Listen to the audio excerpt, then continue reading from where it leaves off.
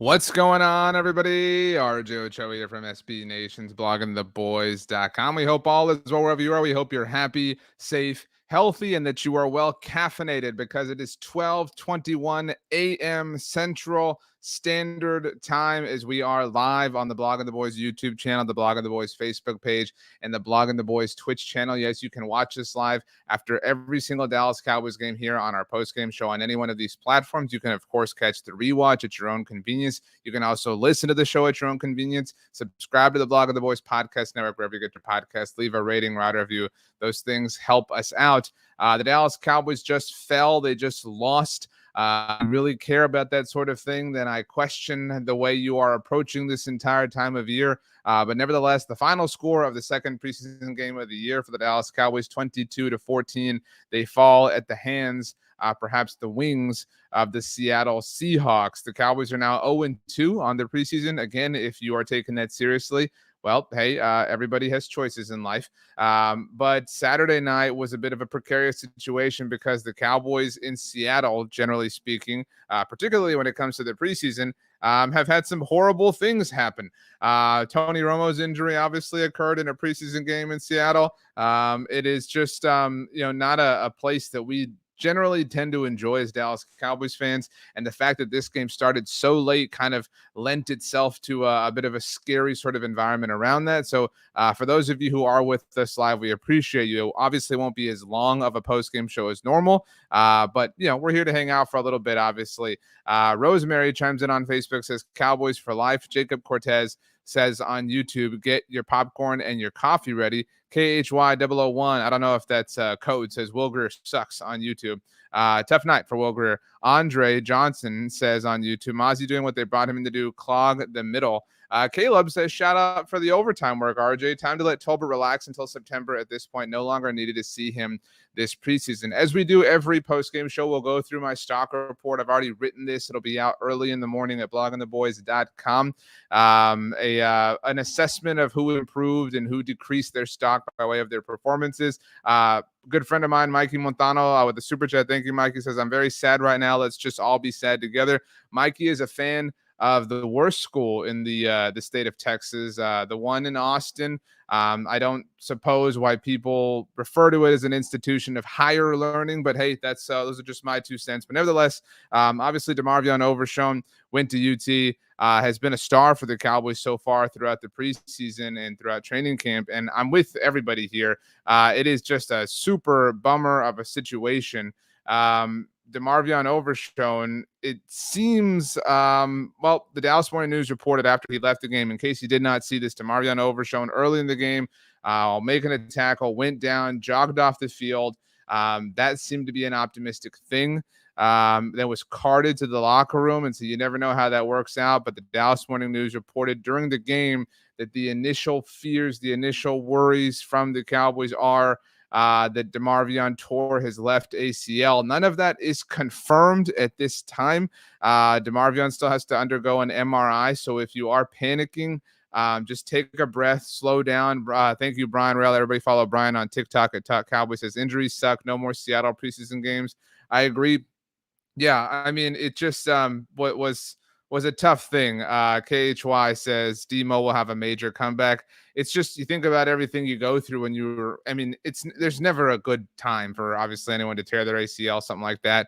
But you're a young player, you're a rookie, you're doing so well, you're looking like you're going to be a part of this team throughout your rookie season, and to just kind of have that taken away from you, and then to have to get healthy and get right and hope that you can come back next year and kind of pick up where you left off. A year is a long time, 525,600 minutes, Jonathan Larson told us in the 1994 hit Rent. But definitely a huge bummer for DeMarvion Overshown. And for what it's worth, it was not he was not the only injury. The Cowboys, and again, some of you will catch the rewatch of this or listen to this later. I want to stress I'm recording this just about 10 or so minutes or streaming this 10 or so minutes after the game ended. There are 4 injury situations for us to be monitoring. when it comes to the Cowboys. We've obviously already discussed DeMarvion Overshown. Matt Waletzko left the game with what is being described as a shoulder injury. Now, in case you forgot, Matt Waletzko missed his entire rookie season last year for the Cowboys with a shoulder issue. By the way, Matt Waletzko is the 5th round pick the Cowboys got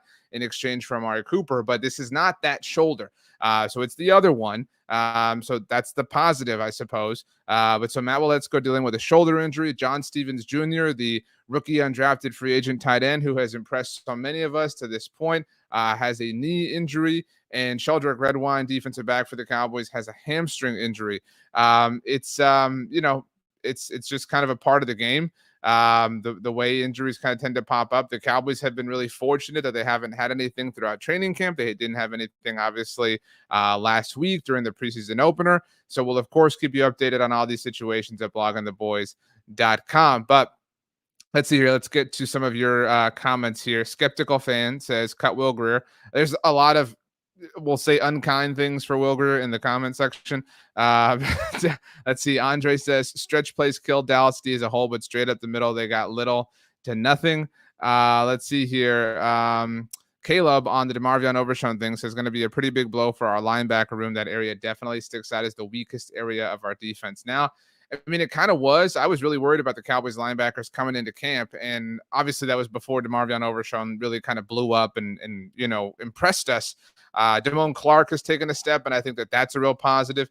And obviously we believe in Leighton Vander Esch, but even the Leighton Vander Esch thing, right? There are these reports, and not even reports. I mean, he's being used mildly as an edge rusher. That's awesome, but like, who's playing off-ball linebacker for you in that moment? You have to have bodies at the end of the day, and so you might potentially be down one into DeMarvion Overshown, so that's tough.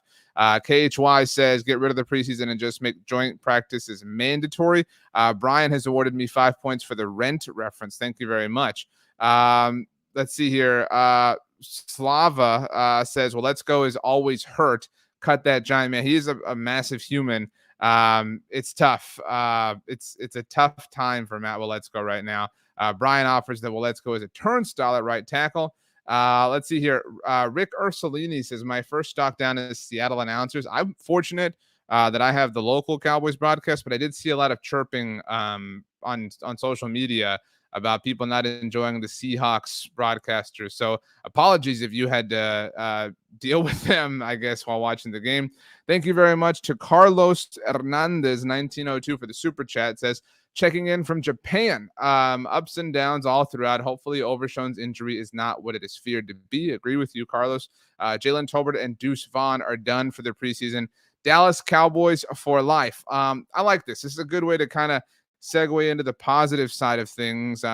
The injuries are important. We obviously have to talk about the injuries because they matter and they play a role in things. And this team's going to have to cut down to 53 players, in a week and a half or sorts.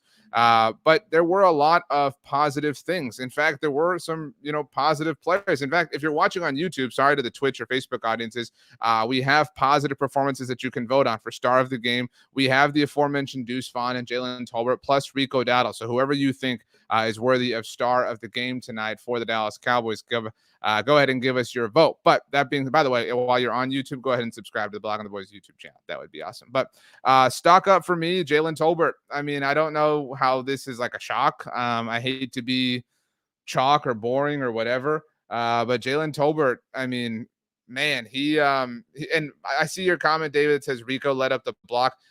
Rico, I don't need Rico Dowdle to play special teams. Rico Dowdle's my RB2. I'm fine with that. And he had a whoops-a-daisy on special teams. That's fine, but he ran hard, and that's what we're looking at here for tonight. But as I take a sip of my warm tea, Jalen Tolbert, I mean, man, Andre Johnson, if this is the one from the U and the Texans, what's up? You would know better than us. Says Tolbert is balling. Mikey says Tolbert revenge season baby.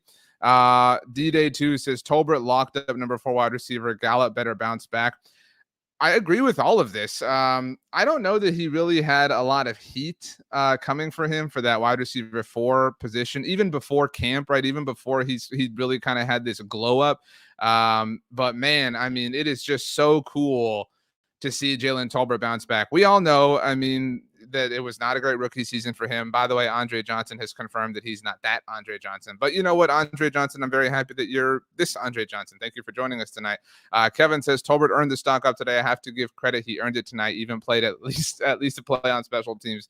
Yeah, I mean, he is a tried and true number 4 wide receiver. And I know that there are conversations. There was a comment right now about it from Christian says Michael Gallup better be 100% back because he's going to have to fight to keep the wide receiver 3 spot. It's a little rich for me. I get the take. Like I totally understand the line of thought. Like the Jalen Tolbert train is off the tracks. Like we can't slow it down at this point. So I understand that the hype is off the rails.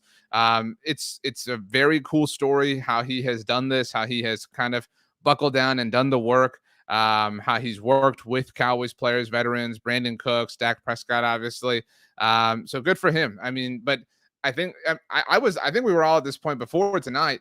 I mean, we don't need to see him anymore. I mean, right? Like Jalen Tolbert does not need to play next week against the Raiders. We're fine. Jalen Tolbert, you're good. We don't need to see anymore. So thank you, Jalen Tolbert. You are well on this team. We believe in you. That being said, similar kind of thing for me for Deuce Vaughn. I don't need to see any more Deuce Vaughn. I felt that way before tonight, although selfishly, I obviously wanted to see Deuce Vaughn. Deuce Vaughn was awesome, had another touchdown. It's really proving that he's more than again, I don't know that anybody's doubting Deuce Vaughn at this point, but if that narrative's still out there, then great. But Deuce Vaughn is clearly a weapon for this team. Like it's not just like this cute little parlor trick. It is a tried and true, very real thing. In fact, thank you for the super chat. Brian says, let's just get to it now. Is Deuce RB3 or RB2? I think he's RB2 and Dowdle is RB3, short yardage goal line back. Deuce could split 50-50 with Pollard. I mean, I don't know that maybe I'm a little too free spirited. Maybe I put too much agave in this tea that I'm drinking, but I don't like, do we have to get into labels? That's kind of how I feel with Deuce Vaughn. Like, do we have to label Deuce as RB2? Because where I'm at is I don't view Deuce as RB2. Deuce is his own thing. Deuce is RB1A. Or excuse me, RB1B. He is his own defined special weapon. To me, when you say something like RB2, it means he's the person that is only available to, eat or whatever if RB1 is unavailable. If Tony Pollard would not be available for the Cowboys for one reason or another, I don't know that I would want, Deuce Vaughn to carry the ball 20 times in a game.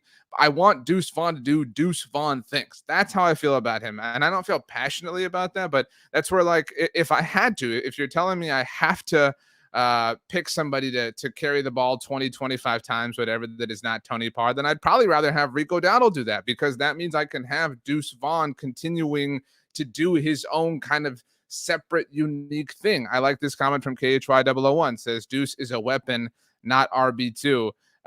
So I'm fine with that. Now, Brian offers, but do we know Pollard can handle 20 to 30 touches per game?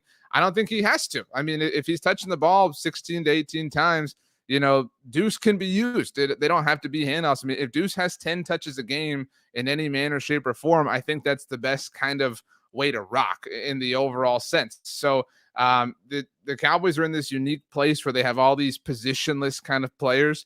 That's kind of who Deuce Vaughn is. He falls in his own special box, and I'm very excited about that. But stock up for him, obviously. I saw a comment a little while ago about Kevontae Turpin. I can't find it anymore. But Kevontae Turpin had a nice day, bounced back from the fumble, obviously, last week. And it was just a small moment, but Kevontae, the way I feel about Kevontae and Rico Dowdle, we're going to talk about Rico a little bit more in a second. I really don't care what you do on special teams. I really don't. Like, I don't mean to minimize the value or the importance or the impact that special teams can have. I really don't care. Can you help me on offense? Can you move the ball vertically? Can you catch passes from Dak Prescott? Can you make defenders miss? That's what I care about at the end of the day. If you can also be a great punt returner, cool. I'll take that. If you can also set me up on the 27-yard line on average on kickoffs, great. Let's party. Vamonos. But I do not need to stress about that. For me, Kevontae Turpin is showing signs, like actual signs, not the movie with Mel Gibson, of being a tried and true contributor on the offensive side of the ball. We saw just a sprinkle of that tonight. And so for that, people, I get these comments a lot when I write this article. stock up does not mean like, oh, A plus player all of a sudden. It means your stock rose from where it was before the game began. Now, Kevin says, RJ, you have to care if these non-starters can play special teams. Otherwise, you have nobody to play them. I totally have people to play special teams. I'm not opposed to utilizing them on special teams. I'm saying where I care about their impact the most is on offense. So that's why Rico, I guess Rico Dowdle tonight, but Cavante Turpin's fumble last week on special teams, it's not great. I'm not a fan of it, obviously, but that I'm not going to hold that against his overall package because I care more about what he offers on offense. That's how I feel about Cavante Turpin. But so those are 3 stock ups for me. I'm going to go ahead and give a stock up to Rico Dowdle. I know that a lot of people are pissed off because of the missed block on the blocked punt and everything like that. But Rico Dowdle had 8 carries for 38 yards. And the longest one of them was 9 yards. I mean, there were some tough yards that Rico Dowdle got some great, just kind of blowing through dudes. Averaged 4.8 yards per carry. And it's not like he averaged 4.8 yards per carry and he had like a 53-yard run or something like that. Like Rico Dowdle, I thought ran really, really hard on Saturday night. And again, kind of proved that he is that guy. Did he have the missed block on the punt? Yes. I'm not going to deny that happened. And is it cool? No. Did it cost the Cowboys? Obviously.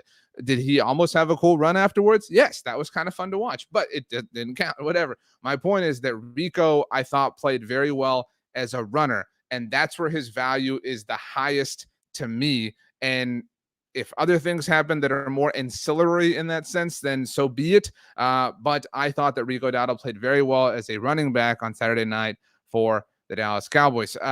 Caleb says, I saw someone compare some of his runs looking Zeke-like. He definitely runs angry every time. I agree with that. So good for Rico Dowdle. Malik Davis had a nice couple of moments on Saturday night. Not enough to make my stock report at least, but good for him. Let's see here. Let's finish the stock ups. We kind of, we're on a positive sort of vibe, sort of ride here, I guess. So again, a stock up for somebody does not mean that their entire game was flawless. It does not mean that their entire game was perfect. It means that they improved their stock relative to where it was when the game began. So Eric Scott Jr. did not have a wholly perfect game, but Eric Scott Jr. I thought bounced back really strong. That first defensive possession of the game for the Cowboys spoke really well to Eric Scott Jr. Now, Mikey Montano has pointed this out. I saw this video floating around on Twitter, by the way. There's a video of Overshown walking to the locker room post game. He did walk off the field for what it's worth. I don't want to read too much into anything. But hopefully DeMarvion Overshown is all right. We can certainly all hope and pray and cross our fingers and just kind of see what happens. Let's see. Michael Gelkin of the Dallas Morning News noted that John Stevens Jr. is also scheduled to have an MRI on his left knee injury. So an unfortunate day again for the Cowboys. In the injury department. So tough scene for them. But Eric Scott Jr. just quickly, I thought played well. Again, bounced back. Last week was a really rough week for Eric Scott Jr. all the way around. And after what had been a really impressive training camp period and mini camp period, it was kind of a humbling, I think, maybe. That's my word, how I would describe it. But it was a nice kind of, step back in the right direction. Jonathan Thompson, by the way, says hello from Zimbabwe, Africa, up at 4 a.m. to watch this preseason game. Wow, good for you, Jonathan Thompson. Now Trey says Eric Scott Jr. had a terrible game. Again, that first drive, that first defensive possession for the Cowboys, I thought Eric Scott Jr. looked great. He did not have a perfect game all the way around, but again, I mean, I'm willing to give him a stock up because last week was so bad. So I'm happy to see him trending back in the right direction. Is he all the way, on the opposite spectrum? No, but he is trending in that direction, which is positive. Again, not a perfect game, but a step in the right direction nonetheless. We offered Jalen Tolbert. Jalen Brooks got in the fold on offense. So I'm excited to see that. I don't know how this receiver room is going to shake out, right? I think we all are very, very in lockstep on the top 5 names for the Cowboys. The top 3 are set. Then you've got Tolbert, you've got Cavante Turpin. There's your 5. Who's your 6th? I think we've thought it was going to be Jalen Brooks for a while. He was a little quiet last week. I thought Simi Fehoko played well last week. This week, Jalen Brooks had a teeny moment. Simi didn't really have any. Again, if we're just evaluating the games themselves, which you shouldn't do, but that's what we're here to talk about right now. I thought Jalen Brooks played well. So I'm willing to throw out some kudos and some attaboys and some, lollipops and whatever else. So congratulations to Jalen Brooks in that sense. I have one more stock up to hand out. And again, I write about this every week at bloggingtheboys.com. So make sure you're checking us out over there. I also do an Instagram post about this every week after I put it together. So I've got one more stock up left. And congratulations to Kelvin Joseph. All right, Kelvin Joseph, when training camp started, man, I don't think I'm alone. I thought Kelvin Joseph was beginning his final few weeks as a member of the Dallas Cowboys when training camp started. When the Cowboys arrived in Oxnard, I thought, okay, this is the beginning of the end. And I don't know how long, this ride, lasts for Kelvin Joseph overall in terms of his career with the Cowboys, but I do think he has played his way into a spot on the 53-man roster. Now, some of that is obviously aided by the fact that right now Jordan Lewis is on the PUP list and you're having these other injuries pop up. I see a comment from Brian in the chat about maybe John Stevens Jr. goes to IR, right? Like, you have these guys, these IR stashes, et cetera, et cetera. So, those things open up these kinds of spots. I would say that, right now Kelvin is maybe the 50th, 51st player on my 53-man roster, but I think he has made his case very well. So congratulations to Kelvin Joseph. Andre again said, here's a comment about Will Grier. I didn't mean to click on that one, but yeah, we'll get to Will Grier, I promise. Andre says Kelvin Joseph looks a lot better. He might actually make the team. Eternal says he looks more confident. I agree. I mean, so Kevin offers Joseph is competing hard, and honestly, I think his special teams play could cost Goodwin his job before he loses his job. I agree, and that's the thing. Like, look, Kelvin Joseph is a second-round pick, right? And you're a second-round pick, and you're expected to be like a cornerstone player, a high-level contributor, et cetera, et cetera. He plays a cornerback, right? It's a really visible, flashy position, and he has been willing to not only play special teams but play nickel. I mean, he's been willing to do the dirty work, and so that's impressive in terms of what he has done on the football field over the last year. So Kelvin Joseph is a stock up for me.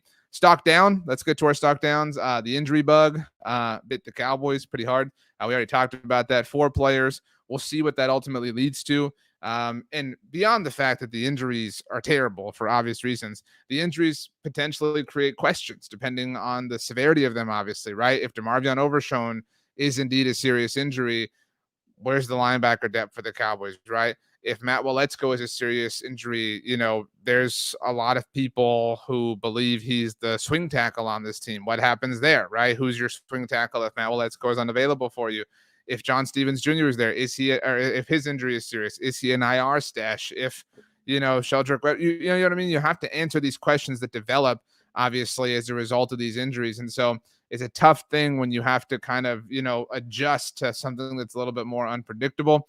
My first 2 stock downs, I think, are a little bit more rare. And then after that, I'll have some that I think you all agree with. But my first one, Wanye Thomas. And again, you can make this list for one moment, right? Like we talked about Eric Scott Jr. making stock up for the first defensive possession. Wanye Thomas, who has had a great camp and played really well last week in the preseason opener. If you have a penalty, we talked about this last week with Cavante Turbin and Rico Dowdle. If you put the ball on the ground, you have a turnover, your stock generally goes down. In a similar way, if you have a penalty on third down that takes your team off or puts your team back on the field after you were going to walk off, that's tough. Like that's a tough look in and of itself. And after that, the Seahawks go on to score a touchdown. It was literally the most costly possible penalty that could have been committed, all for trash talking, right? Like, it's not even like a penalty that is debatable, like whatever. And Caleb says the call was soft, but you can't just make bad decisions like that when you're fighting for a roster spot. Now, David says that was a crap penalty, but you have to know. I mean, like, and again, like if this was a PI, right, or a holding or something like that even looked bad, we could sit here and we could say, well, you don't know, it's fast, he's trying this and that. Like, those things are more subjective. But for trash talking, like, dude, come on, you can't make that mistake. That's just a simple thing. So, stock down for me in that sense. And very, very, very, I mean, the most loose possible thing, I put Sam Williams on the stock down list for the same thing. But again, he had the penalty. Serious no, not a good look, not a good thing. However, Sam Williams, holy crap, I'm convinced he's going to have 100 sacks in 2000. Sam Williams looks incredible. I mean, like he really does. Sam Williams might have made the biggest leap as far as players on the Cowboys, right? Like we know obviously lots of players who are going to be amazing, but they don't have as far to leap because they are amazing, if that makes sense, right? Sam Williams has made an incredible leap from what we've seen as far as who he was last year. And that's because he was a very, very good player for the Cowboys last year. But you can't have a bad penalty. So you have a bad penalty, you make the stock down list. That being said, the ones I think everyone will agree with, Will Grier. Will Grier. What is there to say at this point? I mean, I I don't know. I mean, like again, I think everyone agrees, but like what is there what new information is there to offer? I mean, like, was it the worst quarterback play of all time for the Cowboys or for anyone? No. But I mean, something I was wrong on. I thought that Will Grier would make this a competition or a fight or a conversation at least, with Cooper Rush as far as QB2. But man alive, I mean, he hasn't come anywhere close to that. It's tough now. David Smith says he needs to stop throwing across his body. What I like about Will Grier is that he is someone who can kind of like try to make something happen. And to Eric's point, Eric says he's a third string quarterback. What more do you expect? That's a fair point. And so, I mean, you can't say I like his spunkiness to do that kind of stuff and then get mad at him about it. It just isn't good. That's all. It just wasn't great play. And that's okay, right? Like that's all right. But we're sitting here talking about stock up, stock down. So that's a stock down for me. Stock down. I have two more left. One of them is offensive line depth. I have no idea who the depth is for the Dallas Cowboys offensive line. I have none. And that's even if Matt Waletzko is fine. But I have absolutely, no idea who is playing behind, this starting offensive line. And we obviously know that Tyron Smith is not exactly a beacon of health. We know that Terrence Steele is coming back from an injury, right? The Cowboys have an offensive line that I think we're very, proud of and we think can do a lot of things, but it is obviously a difficult thing to bet on in terms of being together for 17 games and change. And so that being said, there is not a lot going on behind, the starting five in terms of depth. Like, are there some players that offer potential? Yeah, but and to be clear, I think that there are probably 31 other fan bases having this conversation, right? I think that that it's just really difficult. I think, and I'm not the first person to have this opinion. There's a lot of people kind of saying this, but there's kind of a shortage of offensive line talent in the NFL. And so, there's not really anybody that has like a phenomenal offensive line and phenomenal reserves. It's tough, right? It's tough to have 53 amazing players. And so that's all. I mean, it's not an indictment on the Cowboys. It's not like a mistake. It's just really hard to have, 10 offensive linemen who you feel really, really, really good about. And that's why something like the Matt Waletzko injury kind of exacerbates that issue. So, it's a tough situation as far as offensive line depth, because right now they really don't have any. Let's see here. King says lacks depth and meaning and philosophy. What is this life? That's a deeper point that I'm willing to explore here tonight. My final stock down. This was a bummer. This was the hardest one to kind of come to terms with. I've seen a lot of you already bring this up in the chat. And again, a stock up or stock down does not, like, y'all got to chill out. Y'all got to be, relax. All right. Stock up does not mean I'm going to go buy this player's jersey right now. Stock down does not mean I think this player sucks. It's just a reflection of moments and things that happened in the game that we just watched together. So that being said, my final stock down, Mazi Smith. It wasn't good. That's okay. That's all right. I thought Mazi played really well last week. That was a bit of a divisive opinion because there were people who thought that Mazi played badly last week. I would disagree with that last week, but we're not talking about Mazi last week. We're talking about Mazi this week. He got worked a little bit. And not only did he get worked a little bit, but he didn't really flash, which is tough. Osa Odigizua flashed, right? There's a lot of people who are, kind of really and ready and willing to cut him and cut Neville Gallimore and cut everybody else because the Cowboys have Mazi Smith. And you know, I mean, like, I hate to be like, let's just wear this L because it's not even an L, right? Like, it's just a thing. Like, it's just a thing that exists. That's what all this is. They're just things that exist as a result of the preseason games. Like, they're not something that we should take, and form hard opinions about. Because it's so difficult to assess and to evaluate these things in general, let alone in a preseason game where things are a little bit more wonky than usual. And so, I think that we all feel optimistic about Mazi Smith's future with the Dallas Cowboys, but I think we're all willing to say that this was probably not his best performance that we'll ever see, right? Like, both those things can be true, and that's okay. That's not anything worth panicking about or freaking out over or whatever. But it was, he looked a little bit overmatched in terms of what happened. Now, to be clear and to be fair, I think in the overall, and this is where you can see this argument becoming a thing all season long. Mazi Smith plays a position that is not conducive to highlights and that is not conducive to like sex appeal and flash, right? Like, there is never going to be a time in all likelihood where Mazi Smith does something that is apparent and that is awesome and visible in that sense. So that needs to be said. However, that doesn't mean that just because, that's true, that he's not, losing a few times or whatever the case may be. It's okay. It takes some time. We can all be patient. It's going to be all right. No need to freak out. Not the worst thing of all time that the first round defensive tackle, didn't have the greatest performance in his second preseason game ever. You know what I'm saying? Like, when you contextualize it like that, it's not the end of the world. So, hey, it's okay. Let's take a look now, by the way, at our star of the game vote. Got three options for you as far as the BTV star of the game. We had, what were the options as I find that banner here? We had Deuce Vaughn, we had Jalen Tolbert, and we had Rico Dowdle. If you were watching on YouTube, apologies to the Facebook and to the Twitch audience, you were not able to vote. The votes are in, and congratulations here. Let me get it up on the screen for you all. This is super tense. I know that everybody's holding their breath, wondering who's the star of the game. The star of the game here at Blogging the Boys for the Dallas Cowboys preseason loss to the Seattle Seahawks is none other than Jalen Tolbert. I mean, he really has really kind of popped. It's too obvious. We've got to give it to him. So congratulations to all of you. Trey says, RJ, I'm normally with you, bro. What happened? Trey, you know what? I think disagreement is good every now and then. It's okay. So that's Trey. This honestly, I appreciate you saying this.